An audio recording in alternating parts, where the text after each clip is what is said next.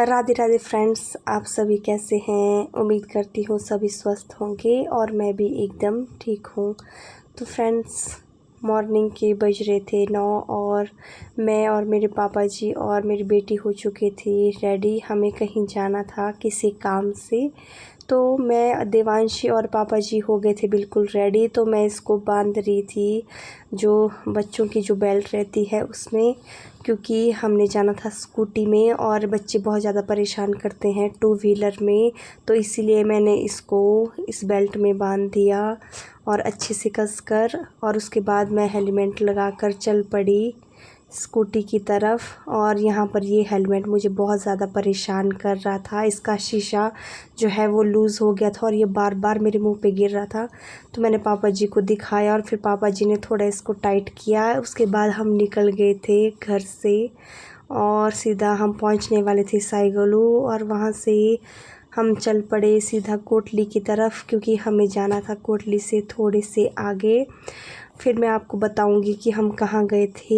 ये निकल गए हैं हम कोटली की तरफ। ये हम पहुंच गए कोटली और बस यहीं से हमें 2-4 किलोमीटर आगे जाना था। तो आज था संडे। आज के दिन होती है हमारे पापा जी को छुट्टी।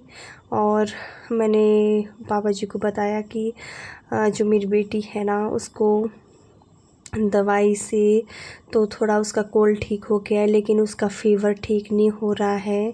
तो फिर पापा जी ने कहा कि चलो बहुत दिन हो गए हैं और नवरात्रि भी लगे हैं, हम अपने बाबा जी के मंदिर नहीं गए हैं, तो चलो उनके दर्शन भी करके आते हैं और देवांशी को भी थोड़ा दिखा लेते हैं। कई बार बच्चे होते हैं कि डर जाते हैं। तो फिर मैंने कहा ठीक है पापा जी।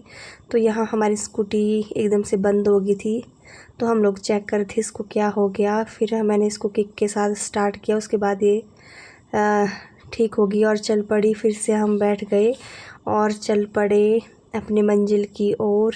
ये देखिए, बस हमें थोड़ा सा और रहा था रास्ता। 3-4 किलोमीटर के बाद बस हम पहुंचने ही वाले थे। और यहाँ की सुंदर सुंदर नज़ारों का आनंद लेते हुए हम लोग चल पड़े थे।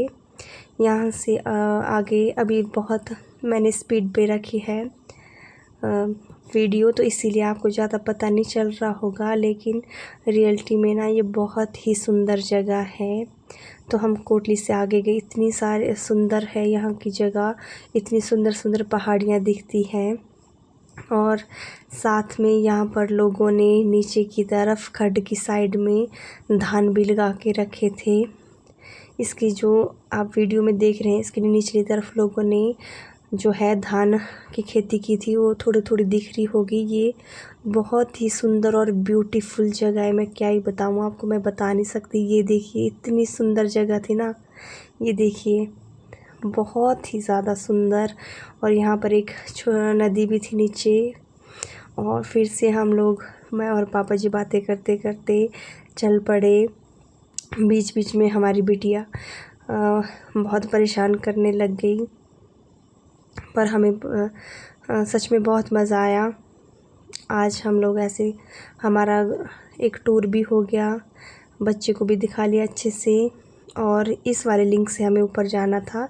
यहाँ तक तो ये ठीक ही था। फिर मैंने बोला पापा जी आप ले जाओ स्कूटी, मैं और देवांशी आ जाएंगी पैदल। तो पापा चल पड़े और मैं और देवांशी आ गए पैदल।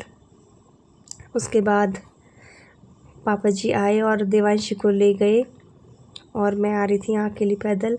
हम पहुँच गए थे मंदिर के पास। तो अब हम चल पड़े बाबा बालकनाथ के दर्शन करने के लिए। और ये देखिए, आज सुबह के टाइम में बहुत जल्दी धूप लग रही थी, बहुत तेज़ धूप हो गई थी, बहुत गर्मी भी लग रही थी। तो यहाँ से थोड़ा सा ही है चलने के लिए। ये देखिए, हम लोग पहुँच गए यहाँ बाबा जी के यहाँ। तो हमने यहाँ हाथ मुँह धोकर दर्शन किए बाबा जी के, और उसके बाद हम लोग आ गए वापिस सीधा घर की तरफ। अब हम चल पड़े सीधा घर। और ये देखिए, हम पहुंच गए घर। हमारे घर में हमारे बड़े दादू भी आए थे और मेरी दोनों बेटियां अपने बड़े दादू के साथ खेल रही थी। छोटी वाली ने तो दादू का डंडा लिया था और उसी के साथ खेल रही थी, बहुत ज़्यादा खुश थी और हम लोगों ने आज बहुत ज़्यादा एंजॉय किया। ये देखिए मेरी दोनों बेटियां कितनी खुश हैं। घर में बड़े बुजुर्गों और बच्चों का होना बहुत ज़्यादा ज़रूरी है। इनके होने से हमारे घर में हमेशा ही रौनक लगी रहती है। यहाँ मैंने दादू को अपने हस्बैंड का चश्मा पहना दिया था और यहाँ मेरी दोनों बेटियाँ दादू के वो परेशान करने लग गई। और ये देखो, चलो फ्रेंड्स करते हैं इस ब्लॉग का एंड। जल्द ही मिलेंगे आपको नए दिन और नए ब्लॉग के साथ। तब तक के लिए bye bye, take care. Like और कमेंट ज़रूर कीजिए। Thank you.